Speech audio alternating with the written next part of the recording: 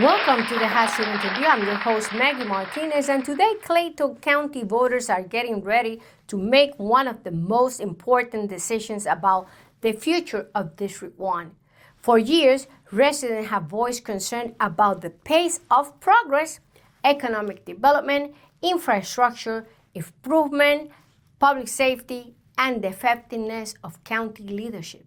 Many citizens believe District 1 has been left behind while political infighting among elected officials has distracted from the work that needs to be done. Today we speak with a candidate who said he has a plan to move District 1 forward. Stay with us as we put the issues and the candidate for District 1, Demeitrice Collins, on the hot seat. So, let's dive in. Radio presents Starbound Studios starring Maggy Martinez and the Hot Seat Interview. Y ahora con ustedes, Maggy Martinez. Well, here he is, Demeitrice Collins, candidate for Clayton County Commissioner District 1. Collins is a businessman, realtor, insurance professional, author like me, and community advocate who is seeking to represent District 1 on the Clayton County Board of Commissioners. His campaign focused on economic growth, affordable housing, community development, government accountability, and improving the quality of life for residents throughout District 1. Welcome, Demeitrice, to the hot seat. I appreciate it. I'm on the hot seat. Oh, Let's make it hot. Yeah, we're gonna make it hot. You know for sure we're gonna make it hot. And the first question that I have for you: why should voters fire the incumbent that we have right now? Why do people fire anybody from a job when they're not doing their job? They have to be replaced. Is that correct? A lot of our constituents in our area says she's not returning calls, she's not returning emails. We don't see any economic growth in our community. We see a lot of gas stations and empty warehouses. We're not seeing mixed-use developments and nice restaurants and retails. So what I am going to do, I'm going to bring those things to the community using my experience. My experience in real estate, I want to bring my developers. Excellent. I want to bring my developers here to actually build here in my district. I want to use my economic experience to sit down with economic development to actually get our income up, find businesses that's paying higher money here in Clayton County. And there's some money at the state level for economic development that you could bring in. Yes, absolutely. And I'm actually, and even the insurance industry teaches us how to deal with risk. So everything that I've actually accomplished as to this point right here has actually brought me to this position because I have to use all of that experience as a commissioner to help our community. So I'm excited about it. Excellent. It's time. It's time. Yeah. Well, data said they are proven in Ellenwood. My understanding was approved through a text message. Can you explain exactly what happened with something that we need to have for full public transparency and accountability? Absolutely. So the incumbent was saying that the data center was approved in 2023 via a private text. I don't know about that. I'm going to tell you about the documents and the facts. In 2024, the data centers came to the Board of Commissioners to get a variance approved, to actually get higher ceilings, a buffer for sound, things like that. So variance, for the people to understand, what is it really? The variance, so what a variance is, it's an adjustment. It's like an adjustment. So the data centers couldn't bring their machines in because they needed higher ceilings. Mm-hmm. That was the opportunity to shut it down. They approved it via a text, whatever, but if you can't bring your machines in, you can't run a data center. So she approved the variance to increase the height so they could bring their machines in, and that's why they bought the data center. And now her response was, you know, I was new, I didn't have the research, I didn't do the research of knowing what to do at the time. You know, as a new commissioner, you should have taken the time and you should have put it on hold, tabled it, and did research. I'm curious to know why we didn't hold public hearings since this is a big issue for citizens. So we did. She held one, and the crazy part about it, the night before she approved it, we had a town hall meeting, and she was telling us and asking us questions about this data center. We told her, no, we don't want this data center. She went right out the next day and approved it. why did you even have a meeting with us if you knew the next day you was going to approve this variance? So it was just pro forma. It was just to say I talked to the community. To the community. Basically. But that's not good. That's not good at all. I bet you nothing is in writing for whatever they say that day. Absolutely, absolutely. So we did not want that, and we told her that, and she did it anyway. She approved that variance. Well, many district residents have expressed to me that they don't see anything that they could feel proud of, especially a district that is so close to Atlanta area. What is your take in terms of leadership and what you bring to the table in order to make this district thrive? Right. So instead of using money to purchase a lot of new buildings and a lot of new growth here, we got empty warehouses in Ellenwood in our district. We can actually, I need to go after these builders. Why are these buildings empty for 1 and 2 years?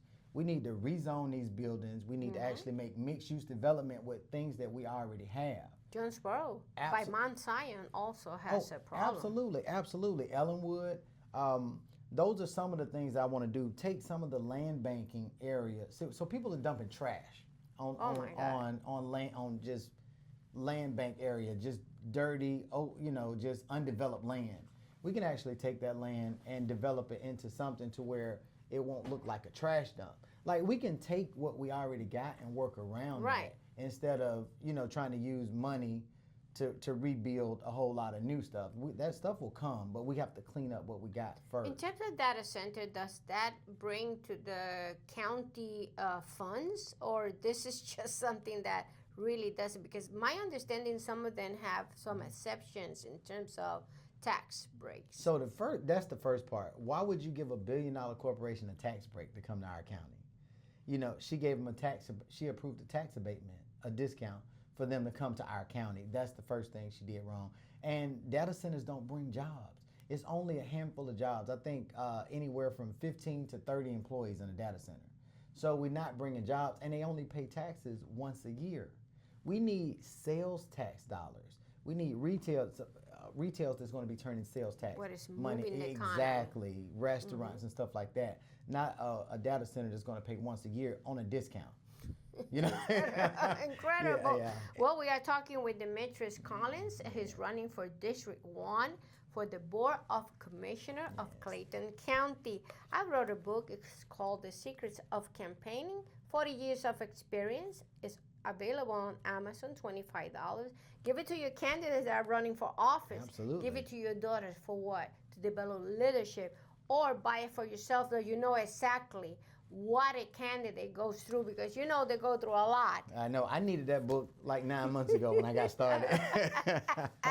I did. I really did. And we appreciate Alan, Jane, AJ Jane donated to the show a considerable amount of donation to make sure we are up to technology. Thank you from the bottom of my heart for that donation. That was a big surprise for me. Thank and you. an applause, because that's important. And if you feel it in your heart to send a donation, so this conversation keeps going, visit starbound.com and make a donation. starboundpr.com and make a donation, okay? And don't forget to subscribe to the channel, because that's how YouTube take us seriously. Well, when residents drive to District 1, many ask a simple question: where's the progress?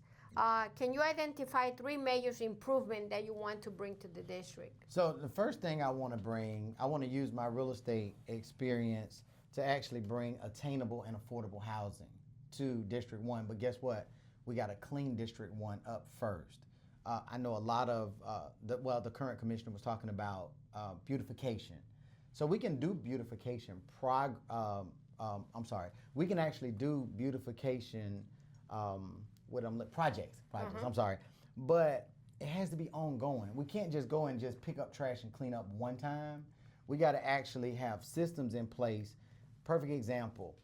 Investors come to our district and buy properties and they rent them out, right? But they don't require their tenants to have trash service. So what do the tenants do? The tenants throw the trash out on the streets, right? So I would make it mandatory. If you own a property, if you're an investor and you own a property here, it would be mandatory for your tenant to have trash service. Yeah. You understand what I'm saying? Mm-hmm. So that'll hold them accountable from throwing a lot of trash out on the street. So that's one of the things that I would do as far as beautification. Just think out of the box. Absolutely. Sometimes simple ideas are the best ideas. Simple ideas. And then once you actually get it cleaned up, now you bring in obtainable housing. Because right now, builders are not going to want to build around trash. No. They're not going to want to build around that. No. So, depleted communities, a community that looks old, no sidewalks, no infrastructure. Absolutely. Definitely, I will not invest in a place like that to bring my business in. And the third thing, you got to get the income up. You got to bring higher paying jobs. You got to get trade programs. We got the highest rate of GEDs in Clayton County. So if we got all these GEDs, we need to partner with these schools and do trade programs to try to get the income up in our county. So those are the three things: income up, beautification to get the district cleaner, and then bring obtainable and affordable housing in that order. In that order. You got to do it in that order.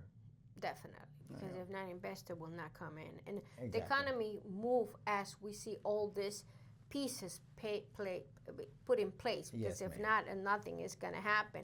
Many residents are frustrated by the public disagreement and political infighting among county commissioners. This needs to stop. How has this dysfunction hurt District 1, and what specific leadership qualities you bring to the table to change this culture? So right now in the Board of Commissioners, you have 4 commissioners and you got a chair.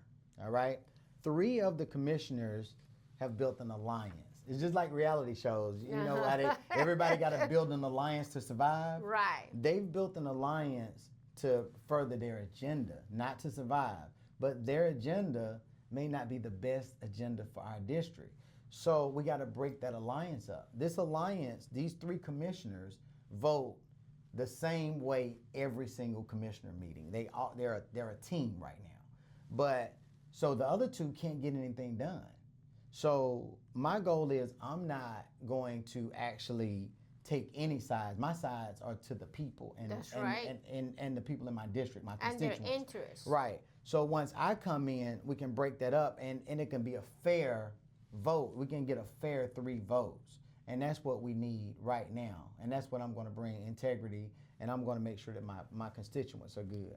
The reality is, once you get into that position, you have to work together. You got to work together. You need together. to leave your differences to the Absolutely. side. Absolutely. And give an opportunity to the new leadership to develop, because you cannot develop a county in 3 years. No. It takes more than that. Yeah.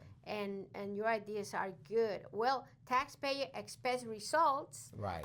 not excuses.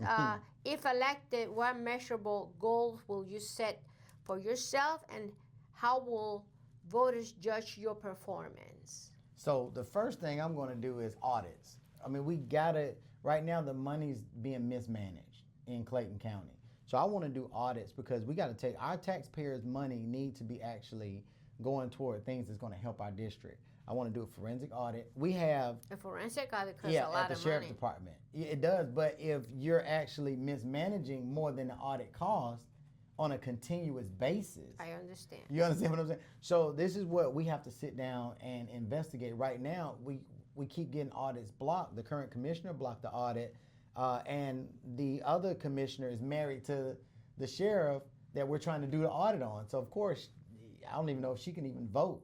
So that's what's going on right now, and that's what we talk about, agendas and people.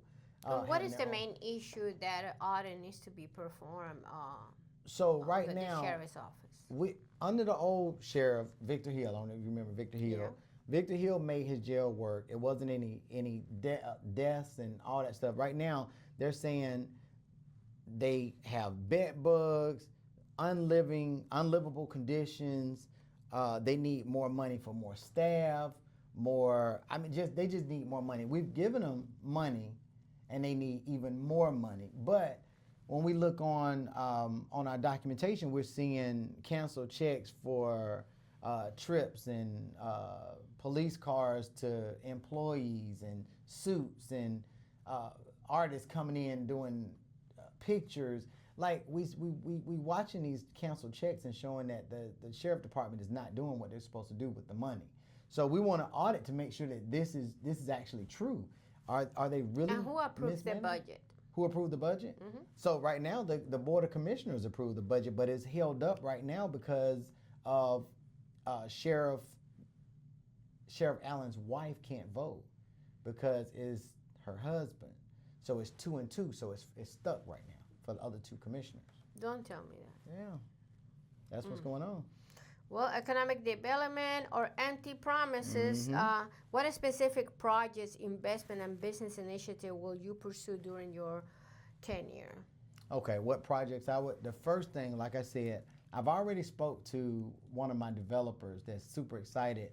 They want to come in and build lakefront properties in the Ellenwood area. I'm super excited. This was a project that tried to come a while back that was shut down by the current commissioner, and this is things we need. Mixed-use development, I'm reaching back out to developers that actually came to try to do mixed-use development and was actually shut down, but they were really great ideas to bring those coffee shops with workspace at the top, also retail. These are some of the things that I want to bring growth to our district. So that's what I'm going to do when I get in there, is bring those white tablecloth restaurants. We've been talking about white tablecloth restaurants forever. Even if it's not a white tablecloth restaurant, we just need really nice restaurants in our district. We have restaurants, but I have to go to Fayetteville and Henry County for date night with my wife. You know, and we should be able to, we're paying way too much money in taxes not to be able to do that in our district. A huge development and economic push needs here in Clayton County, where crime, blight, and quality of life, many neighborhoods, especially Ellenwood, continue to struggle with abandonment properties, code enforcement concerns, and public safety. What immediate action will you take during your first 100 days to improve the quality of life of District 1? So the first thing I'm going to do is I want to use my experience to sit down with code and make sure that code understands appraisals and understand actually the zoning, how it's supposed to be, because I feel like a lot of our elected officials don't have real estate experience or have taken any real estate classes. You gotta know, you don't have to be a real estate agent, but you gotta know real estate the basics to do community development. And I feel like that's what we're lacking, and that's what I want to bring to this district, my real estate experience. I want to bring my team in, and we sit down and we do trainings, continuing education to help actually teach even the commissioners. The commissioners need to know real estate a little bit too, a little bit of real estate, not necessarily licensing. If you don't have the knowledge, there's no way you could develop this county. Exactly. I want to actually meet with the Georgia Chamber of Commerce to actually bring international business to Clayton County. We got the airport right here, right? So why are we not bringing international business? Yeah, Atlanta takes all the benefit, but we don't. Exactly. So I want to bring those. People are looking to in different countries to actually bring businesses here to the United States. Why wouldn't they bring it to Clayton County? I want to get with the tourism department and build this nice presentation to show that they should bring their businesses here and they will thrive, because there's money in District 1, but we're spending it in other counties because we don't have the amenities that we need. So that's what I want to bring my first 100 days, is those relationships, and also making sure that our leaders understand real estate development and true zoning, whether it's training. Because without development, it's not much that is going to happen. Absolutely. Transparency in politics is important.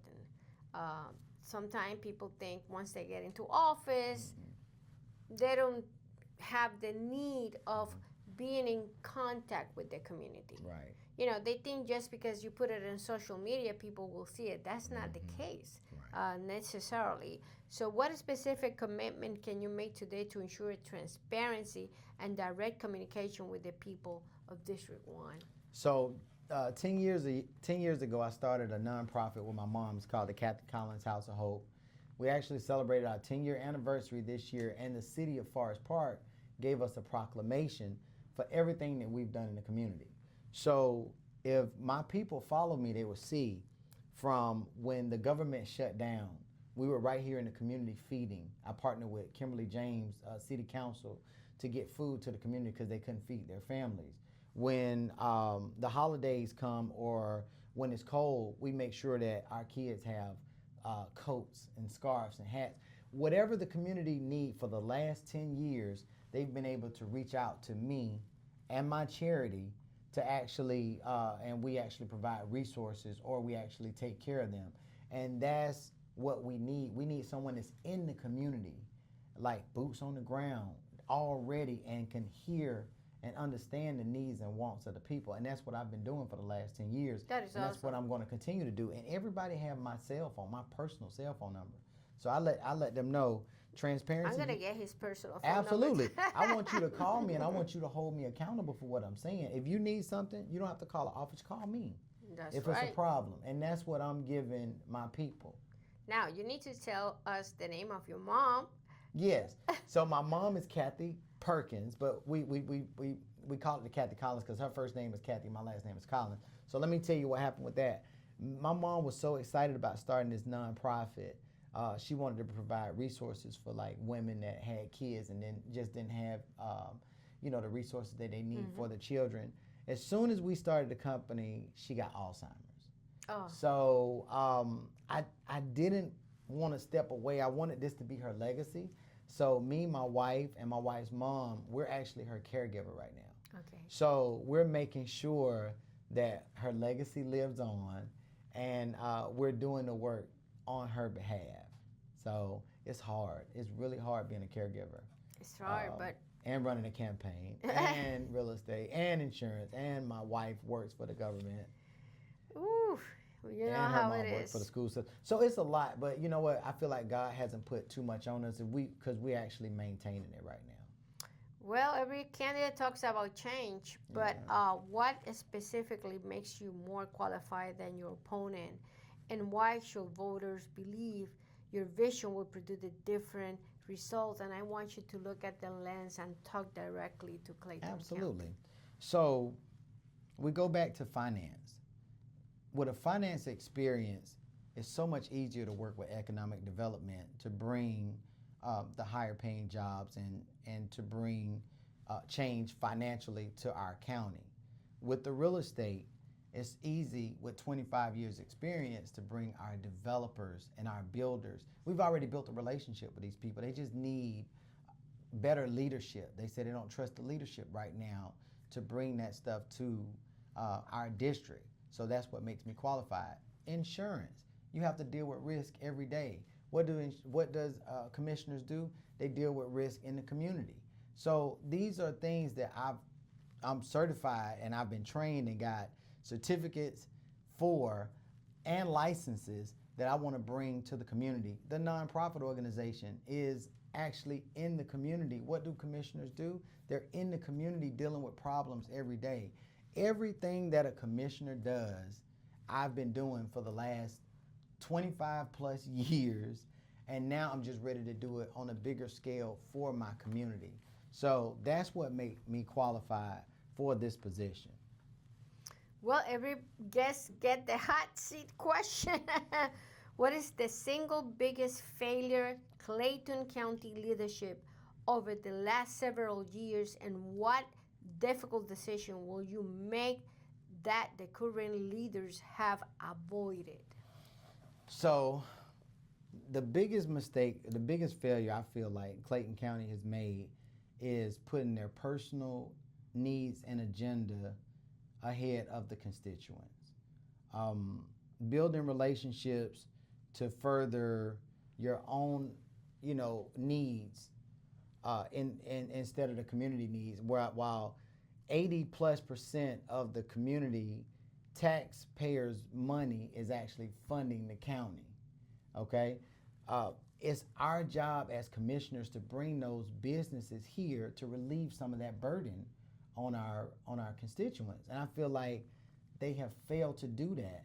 And where's the money going that you're using right now? Like, why do we have to keep, increasing taxes to cover, you know, the county, I feel like they're not doing their job because of their personal agenda. That's the failure. And me, what I would do different, I'm going to always look to the best for the people. I know it's going to be hard because you can't please everybody. And I know that's going to be one of the biggest things. Everybody's not going to be happy, but you got to do things for the masses. So that's what I'm going to bring in. And that's hard for me because I don't want nobody to be upset with me. I don't want nobody to look at me like I'm not doing what I'm supposed to do. Right. But I can't please everybody. But that's the biggest thing for me. Look at that camera and tell the people why they should vote for you. Why you should vote for me? You should vote for me. Really, I'm going to be honest with you, you can't afford not to, because right now we're stuck. We got a data center here that a commissioner has approved that's tearing our environment up, tearing our houses up, polluting our water, pulling a lot of energy that's right now affecting our electric bills. We have a commissioner that actually sews and knits when we come and actually bring our concerns to her, and that's very disrespectful. She don't answer phones, she don't return calls. The reason that you need me here, because I'm going to make sure that I take care of the people. I'm going to be attentive. I'm going to actually use all of my resources and all of my experience to make sure that our district is good. You know what? I got to just show you. Give me the opportunity to go out on June the 16th and vote Demeitrice Collins for commissioner, and allow me to show you, allow me to be the difference that you need in our district.